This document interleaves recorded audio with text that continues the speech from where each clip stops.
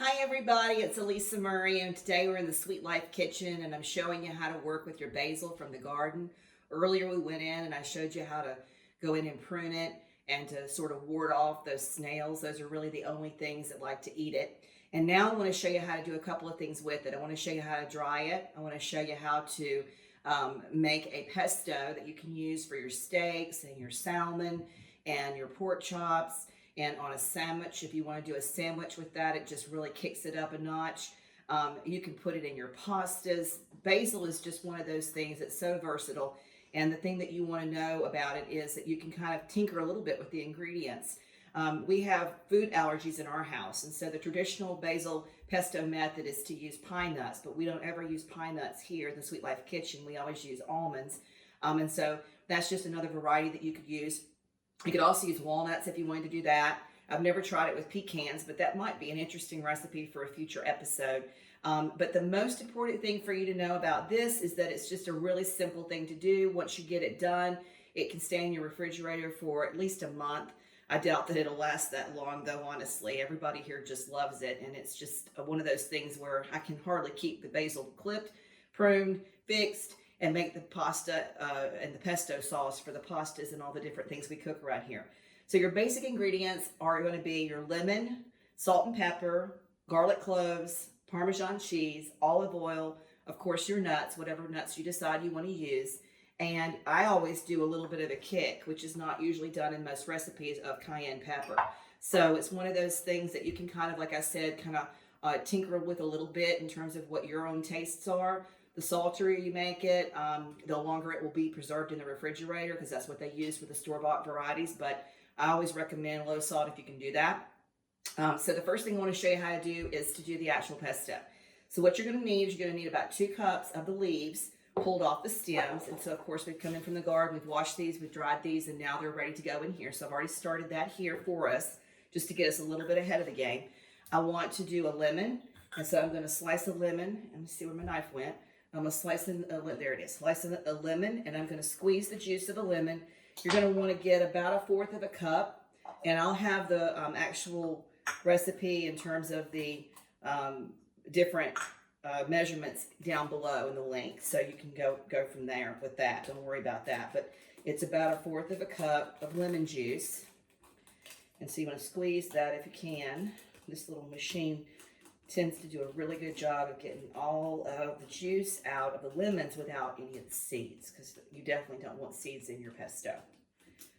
So I'm going to do a little bit more of that. Get that fitted in there good.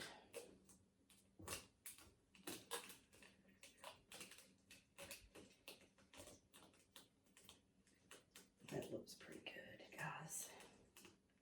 I have to use a little elbow grease with this.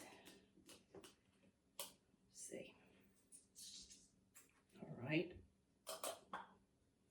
You pour your lemon juice in there with your leaves. And then I want you to do approximately, and like I said, it's to taste, but it's approximately 1/2 of a tablespoon of pepper and 1/2 of a tablespoon of salt. And I do a little bit, and then I taste it. And after I taste it, then I might add some more. You want to do about 1/2 of a cup of your almonds. And typically, recipes mainly call for like 3 cloves of garlic. We love garlic here in the Sweet Life kitchen, so you can never have too much garlic. Put 4, a little bit more than that in there. Do your Parmesan cheese. You can grate this yourself, or you can buy it store-bought. Either way is going to be fine.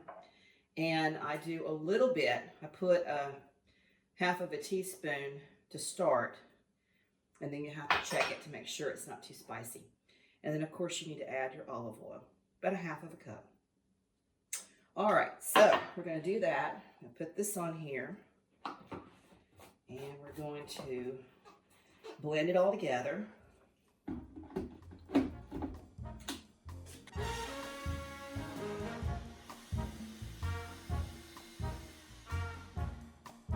I'm going to stop it and shake it. And start some more.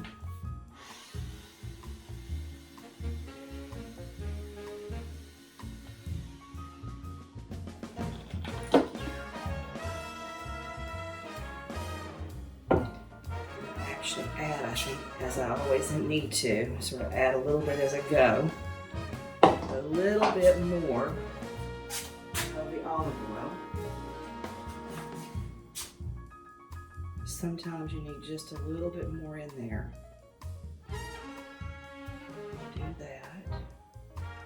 You need to get everything really good and incorporated. That's the main thing.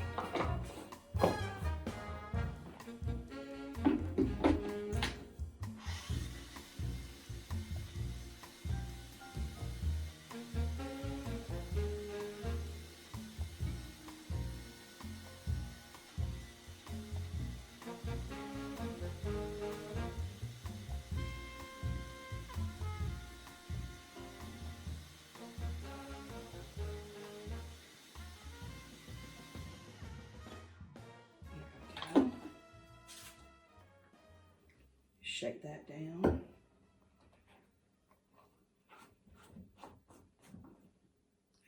That's just beautiful. Look at that, guys. So I'm gonna do a little taste to see. It's perfect. Very lemony and not too much kick. So this is going to go into a jar that I have actually put in here and sterilized. And I've got this in sterilized jar. And I want to get a spatula. That's the easiest way to get this out of here. And we're going to put this in the jar. And this just goes directly into the refrigerator, guys. You can use it, usually lasts about, I'd say, a month in your refrigerator. But it never lasts that long at this house because everybody uses it for everything. It's good on hamburgers. It's good on so many things.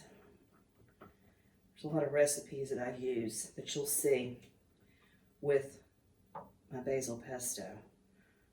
In the Sweet Life Garden, we have so many different things there that we try to incorporate into all of our daily recipes. And this is so healthy. Whoopsie. This is so healthy. It's a little messy, but that's no big deal.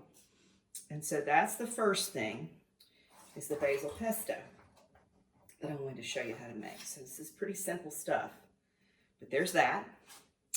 All right, now the next thing I want to show you is how to take this basil pesto and turn it into a really quick salad dressing, which is really fun because, you know, all the time that you're worried about trying to make a salad dressed up and something different, it's just a simple thing. Sometimes you just take something like a basil and what you've already been working on for something else and just incorporate it into a different project so that you've got that for your salads as well. So what I like to do is I take a little bit of white wine vinegar and I take the very little bit that's left in here and put it into a funnel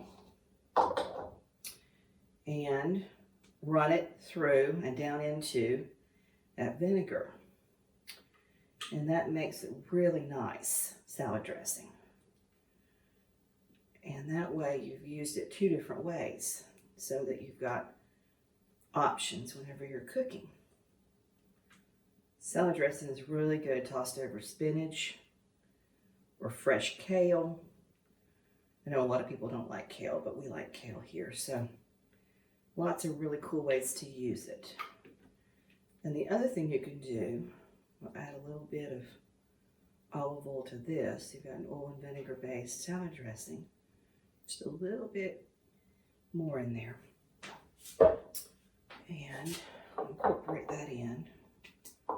So you can see it going down in there. Takes a little bit to get it to go down in there. But all those yumminess of the garlic and the pepper and the fresh basil and those almonds are so nice. It's just a really lovely fresh salad dressing. I do a strawberry and spinach salad, and this is really nice with that.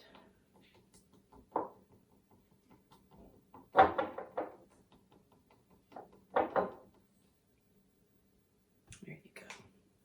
Okay. So that's that. And then I'm going to put the top on that. And you can shake it a little bit. and get it incorporated.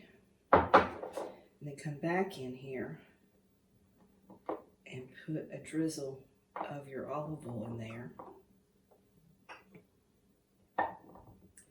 Let that drizzle in there so that you've got that. And then I'm going to go back to my little salt and pepper container over here, and I'm going to add a little pinch of salt and pepper to the salad dressing as well.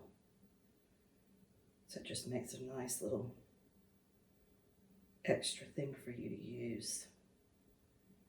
I always try, because there's so much going on, these days we're all so busy.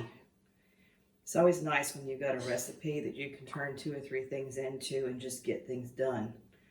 You know, it's just easier to do it that way. So there you have my homemade salad dressing with the basil. It's beautiful. Okay, the last thing I want to show you guys is the way that you need to dry your basil. And in other episodes, you've seen me do this. Basically, you go to the garden. You're going to have to keep cutting this stuff anyway because it's growing. You have to cut your basil back or it'll bush and flower, and you don't want it to bolt, because bolting will make it stop making your basil, and you need to have basil growing all the time so that you can make your recipes and put it in your salads and your pastas fresh. But one of the things that I like to do is dry everything as well, because if you dry it, then in the winter months, whenever you don't have basil readily available to you in the garden, because sometimes it does tend to just die back. Sometimes it's one of those things where it gets too hot in Texas too. But what you want to do is you want to take this and make a bundle, and then you're going to tie it in, and you're going to tie it upside down and let it dry. And after it dries, then it's going to go to where you can crunch it down into leaves and make it into like a powder with your mortar and piston, and then you can turn it into a dried herb for your garden, from your garden to your kitchen as well. If you guys have found any value in this recipes in this segment on basil, please do me a favor and like and share. If you've got any ideas about what you'd like for me to make with basil, I'd appreciate you putting that in the comments below, and I'll see what I can do about making you some recipes using the fresh basil from the garden. Hope y'all are living a sweet life. Have a great day.